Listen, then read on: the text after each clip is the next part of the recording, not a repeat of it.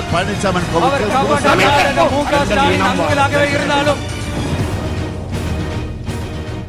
In New Delhi, Prime Minister Jawaharlal Nehru was certain.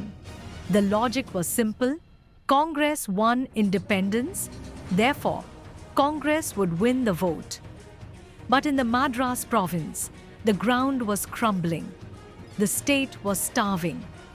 The Kumaraswamy Raja-led government had failed to manage a crippling rice famine. Their solution? A drastic ration. Only 6 ounces of rice per family. Less than a quarter kilogram. Public anger was at a boiling point. Inside the party, it was even worse. The Madras Congress was split into 3 warring camps. Kamaraj, Rajaji, and Tanguturi Prakasam were locked in a bitter struggle for control. Just before the polls, Prakasam walked out to form his own party. The Congress was hollowed out.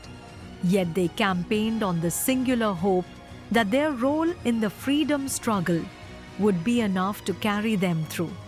The biggest threat didn't come from other veterans, but from the communists. Emboldened by movements in Thanjavur, Kerala's Punapra Vayalar, and the Telangana rebellion, the CPI was seen as the only dignified alternative. They had what Congress lacked: a clear plan for social liberation and a base of revolutionary youth. But the government fought back with iron. Thousands of communist leaders were kept behind bars even as the election began. With active arrest warrants, many were forced into a life of shadows, yet their resolve to topple the Congress remained unshaken. Then came Periyar. He didn't just want Congress to lose, he wanted them humiliated. His famous war cry was, "Don't just vote against them, cast mud on their symbol."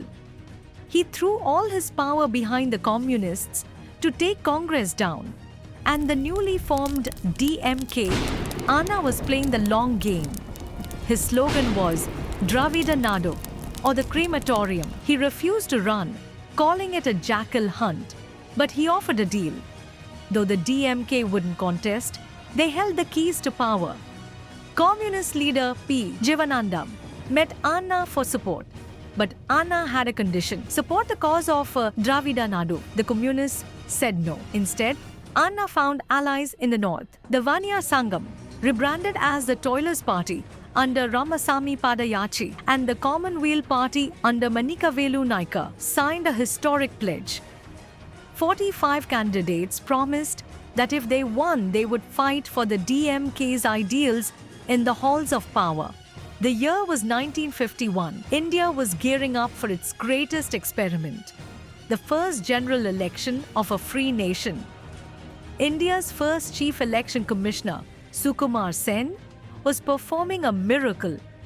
He had to register 176 million voters. 85% could not read or write.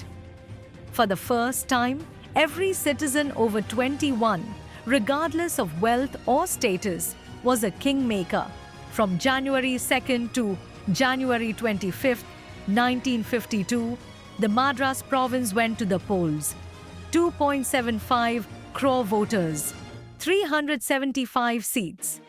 A battle between a fading giant, a rising red wave, and a regional force that refused to play the game but controlled the rules. Who bit the dust? And who planted the flag of victory? Find out in our next episode. Subscribe for part 3.